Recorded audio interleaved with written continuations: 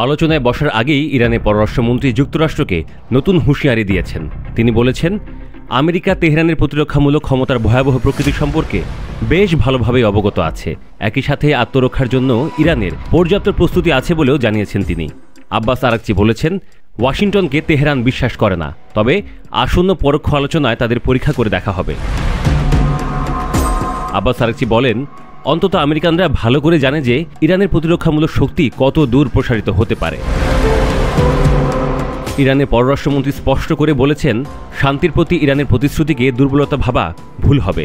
ইসলামের প্রজাতন্ত্র ইরান যুদ্ধ চায় না, তবে প্রয়োজনে তারা কিভাবে নিজেকে রক্ষা করতে হয় তা ভালোভাবেই জানে।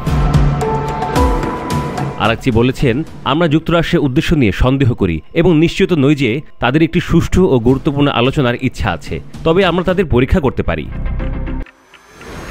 আসছে শনিবার ওমানের রাজধানী মাস্কাটে দেশটির পররাষ্ট্রমন্ত্রী বদর বিন হামাদ আল বুসাইদিকে মধ্যস্থতাকারী হিসেবে নিয়ে আরাকচি এবং মার্কিন যুক্তরাষ্ট্রের আঞ্চলিক দূত স্টিভ উইটকপের মধ্যে শুরু হতে যাওয়া পরোক্ষ আলোচনার সম্ভাবনা রয়েছে। এ সময় তারা ইরানের পারমাণবিক কর্মসূচি এবং এর ভবিষ্যৎ নিয়ে আলোচনা করবেন। আরাকচি বলেছেন, যদি তাদের দাবি হয় ইরান যেন পারমাণবিক অস্ত্র তৈরি না করে, তাহলে সেই দাবি পরীক্ষা করা যেতে পারে। কিন্তু যদি তাদের মনে অন্য উদ্দেশ্য থাকে, তাহলে তারা তা অর্জন করতে পারবে না। ইরান পারমাণবিক অস্ত্র তৈরি করছে, পশ্চিমাদের এই দাবিও খারিজ করেছেন এই শীর্ষ কূটনীতিক। তিনি বলেন, ইরান পারমাণবিক অস্ত্র তৈরি করছে এই দাবি ভিত্তিহীন।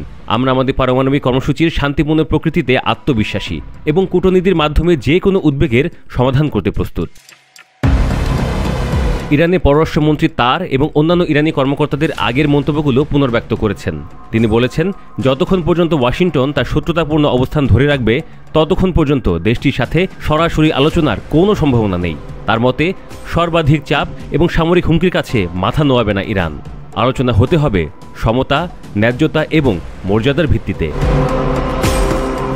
আরাকচি বলেছেন, যতক্ষণ পর্যন্ত সর্বাধিক চাপ এবং হুমকি অব্যাহত থাকবে, ততক্ষণ পর্যন্ত আলোচনার জন্য ন্যায্য পরিবেশ বিদ্যমান থাকবে না। আমরা সরাসরি আলোচনায় অংশগ্রহণ করব না। আরাকচি বলেন, ট্রাম্প ইরানের বিরুদ্ধে এরই মধ্যে অবৈধ এবং একতরফা নিষেধাজ্ঞা দিয়েছেন। একই সাথে বারবার তেহরানকে সামরিক আগ্রাসনের হুমকি দিচ্ছেন।